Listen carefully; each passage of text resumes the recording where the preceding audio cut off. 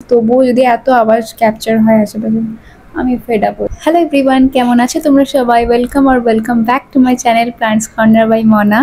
আজকে অনেকদিন পরে আমি একটা লং ভিডিও নিয়ে চলে এসেছি। আর সত্যি বলতে মোটিভেশনটা তোমাদের থেকেই পেয়েছি, তোমাদের এত সুন্দর সুন্দর কমেন্ট আর এত ভালোবাসা আমার ভিডিওতে পাওয়ার জন্য। তো মেনলি এখন যেটা আমি মোস্টলি কমপ্লেন দেখতে পাই, যারা নতুন নতুন বাগান করছো, নতুন গাছ আনার পরে নার্সারি থেকে কিনে আনছো, তারপরে সেটাকে বসাচ্ছ, টবে দিচ্ছ, কিছুদিন পরে সেটা আস্তে আস্তে শুকিয়ে যাচ্ছে, সব পাতাগুলো ঝরে যাচ্ছে এবং গাছটা মারা যাচ্ছে। তো কিছু ভুল আমরা করে থাকি, সেটার জন্যই এটা হয়। আর অনেক সময় আমরা ভুল না করেও এটা হয়ে যায়, কারণ আমরা ঠিক জিনিসটা করি না। তো আমরা কিছু জিনিস ভুল করি, সেটাকে আমরা ঠিক করলেই কিন্তু আমরা নার্সারি থেকে আনা গাছকে অনেক বড় করতে পারবো, অনেক ভালো মতো করে গ্রো করতে পারবো। চলো দেরি না করে জেনে নিই কী পয়েন্ট আমরা মাথায় রাখবো কোনো গাছকে নার্সারি থেকে আনার পরে। প্রথমে তো নার্সারি গিয়ে কয়েকটা জিনিসকে মাথায় রেখে গাছ কিনতে হবে, যে সেই গাছটা হেলদি আছে কিনা, মানে সেই গাছটায় কোনো রকম পোকা মাকড় আছে কিনা, বা সেই গাছটা খুবই হয় না একদমই খুব ছোট্ট গাছ থাকে, একদমই ছোট একটা দুটো পাতা আছে, সেই গাছ কিনে নিলাম আর ভাবছি যে হ্যাঁ হয়ে যাবে। আসলে বর্ষাকালের টাইমটা খুবই ভালো গাছ লাগানোর জন্য, কিন্তু বর্ষাকালেও একটা প্রবলেম, একটা জিনিস হয়ে যায় যে টেম্পারেচারটা অনেক সময় বেশি থাকে, হিউমিডিটি থাকলেও টেম্পারেচারটা অনেক বেশি থাকে। তো হঠাৎ করে গাছটা আনার পরে যদি আমরা ইমিডিয়েট বসিয়ে দিই, তখন সেক্ষেত্রে মারা যায়। তো সেক্ষেত্রে আমরা নার্সারিতে যখন গাছটা কিনবো, তখনই আমরা দেখবো যে গাছটা যেন একটা মিনিমাম লেন্থের হয়, মিনিমাম 8-10টা পাতা থাকে তাতে। সেটা যে কোনো গাছ হতে পারে, কোনো হাউস প্লান্টস, কোনো ফ্লাওয়ারিং প্লান্টস, বা যে কোনো গাছ। কদিন আমাদেরকে এমন এনভায়রনমেন্টে রাখতে হবে যেরকম এনভায়রনমেন্টে নার্সারিতে ছিল, কারণ হঠাৎ করে আমরা রোদে সেটাকে রাখতে পারবো না, বা হঠাৎ করে সেদিনকে আমরা সঙ্গে সঙ্গে পটে বসাবো না। যদিও আমরা দেখি যে গ্রো ব্যাগের নিচ থেকে পট শিকড় বেরিয়ে আছে, তবুও কিন্তু আমরা ইমিডিয়েটলি সেটাকে বসাবো না, কারণ এখন এই টাইমটা মনসুনের টাইম, মানে রেনি সিজনে সেরকম প্রবলেম হয় না যে আমরা 1-2 দিন গ্যাপও দিতে পারি ওটাকে গ্রো ব্যাগে রাখবো। অবশ্য যদি দেখি যে নিচ থেকে শিকড় বেরিয়ে এসে, তাহলে সেক্ষেত্রে একটা পটের মধ্যে রাখবে, যে পটে একটুখানি মাটি আছে তার উপরেই গাছটাকে রেখে দেবে। দেন আমি যেমন এই জবা গাছটা এনেছিলাম একটা নার্সারি থেকে, আনার পরে দেখলাম এই মাটিটা অতিরিক্ত চিপচিপে মাটি। তো একদম গোড়ার মাটিটা আমি সরাইনি, নিচের দিক থেকে হালকা হালকা সরিয়েছি, উপর দিকেও একটু চিপচিপে ভাব ছিল, সেটাকে সরিয়ে দিয়েছি। জেনারেলি নার্সারিতে এই মাটিগুলোতেই গাছ লাগানো থাকে। এবারে ওটাকে আমি একটা মিডিয়াম সাইজের পটে লাগিয়েছি, ইমিডিয়েটলি কোনো বড় সাইজের পটে লাগাইনি। এটা যেহেতু একটা ফুলের গাছ আর অনেকটাই ছোট স্যাপলিং, গাছটাতে কোনো রকম ফুলও হয়েছিল না, তবে আমি নার্সারি ওনারকে বিশ্বাস করে এই গাছটা নিয়েছিলাম।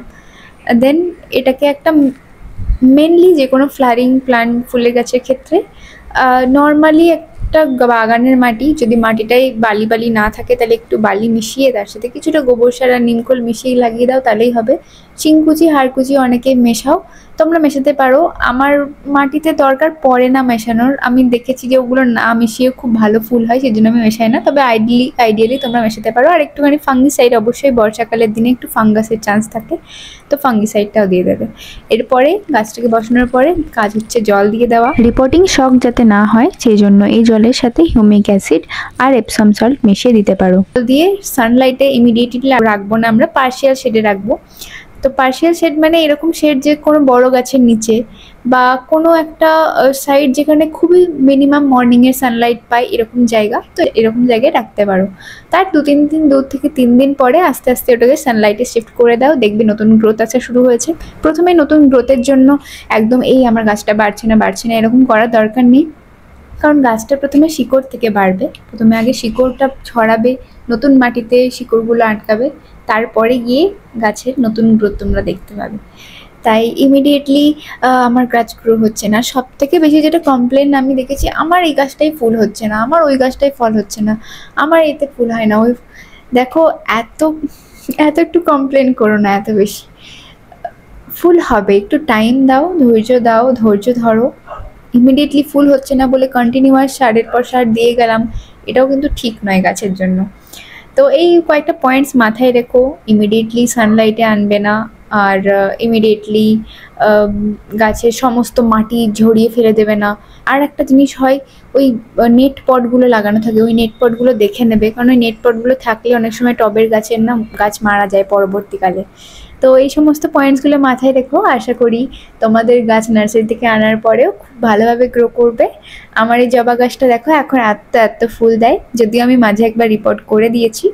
থ্যাংক ইউ সকলকে ভিডিওটা শেষ অবধি দেখার জন্য। আমি যেগুলো ইউজ করি গার্ডেন রিলেটেড, সস্তায় কিছু পেলে বা রিজনেবল রেটে কিছু পেলে, সেটার আমি লিঙ্কগুলো সব ডেসক্রিপশনে দিয়ে দিয়েছি, তোমরা চেক করতে পারো। আর কেমন লেগেছে, এই পয়েন্টসগুলো তোমাদের কাজে লেগেছে কি না অবশ্যই অ্যাপ্লাই, গাছ কিনে আনার পর এগুলো করে দেখে তারপরে আমাকে কমেন্টে অবশ্যই জানিও। আর একটা লাইক করে দিও, তাহলে আমি লাইকটা দেখতে পেলে বুঝতে পারি যে হ্যাঁ তোমাদের কাছে আমার ভিডিওটা পৌঁছাচ্ছে। Okay bye, thank you so much for watching.